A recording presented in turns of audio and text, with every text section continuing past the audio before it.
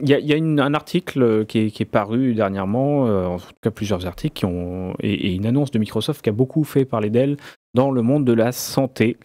Donc on va évoquer Microsoft Orchestrator. Alors je l'ai appelé comme ça, vous allez voir que c'est pas exactement le titre du produit, mais globalement ce serait l'IA qui surpasse la médecine traditionnelle. Alors ça c'est un titre un peu attractif, on est d'accord, mais c'est pas loin de ça. Globalement, Alex va réagir.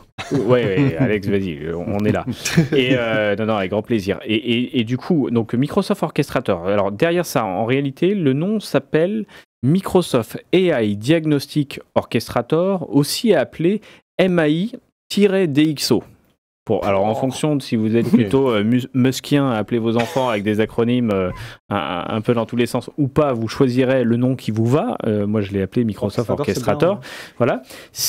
Alors c'est quoi Microsoft Orchestrator? Donc c'est une étude qui a été publiée qui présente aujourd'hui un système multi-agent permettant de faire des diagnostics médicaux, du coup, sur des cas complexes notamment, en tout cas c'est là qu'il a été éprouvé, qui atteindrait des résultats d'un peu plus de 85% de résolution. Alors 85%, on se dit, c'est pas 100, etc. Mais est-ce que notre médecin généraliste a fait du 100% déjà? Loin de là, et d'ailleurs il y a un graphe très intéressant qu'on va pouvoir montrer tout de suite, Antoine, qui présente en gros les résultats. Alors j'ai pu c'est quoi? C'est en... donc le classement il se fait en fonction de l'accuracy, donc la précision des diagnostics versus le coût. C'est assez intéressant parce qu'en fait, ils ont comparé les deux. Combien, en gros, ça coûterait de résoudre avec ce nouvel orchestrateur des cas médicaux complexes versus l'accuracy. On voit que le MAI-DXO est tout en haut à droite, donc on atteint les 85%, pour un coût qui serait aux alentours de entre 7 000 $ et 8 000 $ de résolution. D'accord? Et ils ont comparé ça aux autres modèles. Si vous faisiez ça, par exemple, avec du O3, donc on se retrouve au-dessus de O3 qui joue un peu en dessous des 80% et qui est plus cher aujourd'hui. Donc on a une optimisation en gros de l'utilisation de l'IA.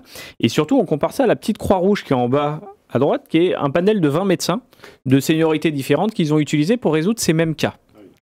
Donc, et qui était aux alentours des 20% de résolution de ces cas complexes. Alors, comment ils ont fonctionné? Alors, c'est une étude, hein, c'est publié, c'est documenté.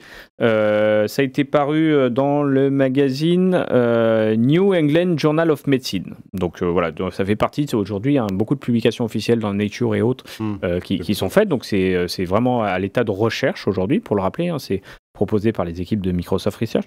L'idée, c'est quoi? C'est qu'ils ont développé un espèce de benchmark qui a transformé 304 cas cliniques en scénarios et défis interactifs.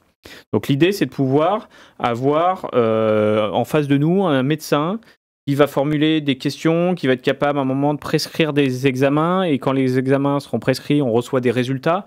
Et en fait, un peu comme un scénario complet, multifactoriel, où en gros, l'IA va pouvoir tester des choses en disant la première piste ce serait de lancer telle série d'examens biologiques par exemple. Et en fait vous avez déjà, l'étude propose les résultats, donc non, le retour des résultats c'est ça.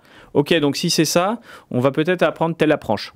Et en fait ce qu'a fait Microsoft du coup, c'est qu'ils ont monté un orchestrateur, un système multi-agent qui va mettre différents types d'experts en face qui vont discuter. Certains vont formuler des hypothèses, d'autres étudieront les résultats. C'est un épisode de Dr House en fait. Exactement, oui, c'est un peu ça. Pensais, oui. Et du coup, ce système arrive à une pertinence extrêmement élevée sur des cas complexes, hein, donc 300 cas complexes, documentés, très riches et extrêmement scénarisés, qui ne sont pas courants, pas connus d'ailleurs, souvent c'est du cas neutre, et aujourd'hui avec un niveau de résolution assez élevé, pour un coût du coup, en comparaison, pas si élevé, parce que si on compare, je crois qu'ils énonçaient à 3-4 000 $ en gros l'intervention du médecin, versus les 7 000, mais 20% de résolution versus 85. Voilà, il y a une résolution au bout. Et du coup, le premier acheteur, c'est Doctissimo, c'est ça? Alors aujourd'hui, non, personne ne s'est engagé. Alors, ça a beaucoup fait parler dans la presse. Il y a une demande assez forte parce que forcément, ça intéresse. Alors rappelez-vous, on en avait parlé à la build de ce système. il l'avait présenté sur la nouvelle puce qu'ils avaient réussi à immerger sous l'eau. Qui leur avait permis de mettre une carte graphique du coup qui était dans un liquide pour refroidir la puce. Et ils avaient trouvé quel liquide il faudrait et quel matériau pour qu'il n'y ait pas de court-circuit. Et ils avaient fait une démo de cet orchestrateur qui, avec des physiciens, en gros, résolvait la bonne protéine, enfin la bonne molécule qui permettrait de construire le liquide. Et du coup, on est sur la même chose, mais adapté du coup à des médecins. Alors sur les médecins, ils disaient, sur la vingtaine de médecins, c'était sur une moyenne de 5 à 20 ans d'expérience basée aux États-Unis et au Royaume-Uni. Voilà, c'est ça la base. C'est associé au modèle O3 d'OpenAI. Et après, technologiquement, donc il y a un GitHub qui existe aujourd'hui, qui peut être déployé en biceps. On est sur une base donc le modèle O3, il est basé dans Azure AI Foundry. On est sur du Semantic Kernel, qui est l'orchestrateur open source de Microsoft, à comparer avec LangChain, qui est aussi un des plus utilisés du marché. Et après, ça demande d'avoir déjà des GPU un peu prédéployés, des choses techniquement, il y a des prérequis nécessairement, mais on reste sur une app, un framework qu'on va déployer et qui, en fonction du coup du scénario qu'on lui présente, va résoudre et surtout se challenger. C'est ce qu'on voyait à la build, ces agents qui se posent des questions entre eux, qui s'appellent. Donc on est sur un très bel exemple avec un enjeu fort parce qu'on aimerait tous bien évidemment qu'il y ait de grosses avancées en santé sans faire les techno-optimistes, mais en médecine grâce à ce type de système. Et voilà, donc ça a beaucoup été relayé. Dans les comparaisons en termes de compagnie, dans le benchmark que l'on voit, le graphe, que vous pouvez retrouver en ligne, donc le titre c'était Pareto Frontières. Et ils ont comparé ça avec Microsoft, OpenAI, Anthropic, Google, Meta, xAI, DeepSeek et les physiciens, du coup. Donc voilà, je trouvais ça intéressant, ça illustre bien les enjeux. En fait, on peut se poser la question des systèmes multi-agents. Ça sert à quoi ? Ah oui, il y en a un qui va réserver mon hôtel quand l'autre fait le transport. Ça, c'est le cas métier un peu basique. Mais là, on peut imaginer, et pareil, on se pose souvent la question des modèles de raisonnement. Ils servent à quoi ? De découpler un problème, de l'orchestrer un peu mieux, etc.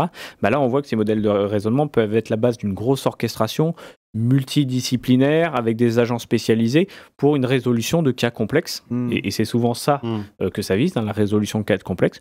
Donc ça s'appelle, pour rappel, le Microsoft AI Diagnostic Orchestrator MAI DXO. C'est sorti début de semaine ou semaine dernière si je dis pas de bêtises, donc c'est assez récent. On suivra le sujet, on espère qu'on aura l'occasion de le déployer chez nous et de le tester parce que voilà, ça semble extrêmement attractif. Et ce qui va être cool, c'est que tu vois, pour lâcher peut-être le mot moderne pour faire travailler les gens l'été, c'est qu'on a beaucoup parlé de ces modèles, de la mémoire, on a parlé du sémantique et de l'agentique. Et pour moi, il y a un nouveau mot, c'est que c'est les IA agis, c'est-à-dire les IA qui apprennent, en fait. Et aujourd'hui, tu vois, tu prends ce modèle-là et tu le mets dans les mains, littéralement, mais des systèmes d'IA de demain qui sont des systèmes d'IA qu'on veut qu'ils soient capables d'apprendre. Là, t'as orchestré des experts. Aujourd'hui, entre guillemets, ils n'apprennent pas, ils résolvent. Ils n'apprennent pas par eux-mêmes. Et c'est que les IA de type agis, c'est celles qui vont apprendre. Et donc, imagine ce système-là avec de l'apprentissage, ça peut être super intéressant. Tu as déjà un début de réponse, c'est-à-dire que le fait qu'ils puissent se challenger entre eux, il leur permet de se corriger. Pas d'apprendre en tant que tel, mais en tout cas, de faire évoluer une réponse en fonction, de réorienter, etc. Donc finalement, ils apprennent par l'interaction des autres. Ils apprennent pas tout seuls, mais ils apprennent quand même par le système qui est mis en place, qui va permettre de challenger les réponses des unes et des autres, tout en les laissant dans leur rôle. Ils ont tous une mission, un prompt système qui est écrit, une base de connaissances dédiée aussi. Mais voilà, donc news, les petites news de Microsoft Research que je souhaitais vous partager et encore une fois, qui sera à suivre dans les mois et années à venir.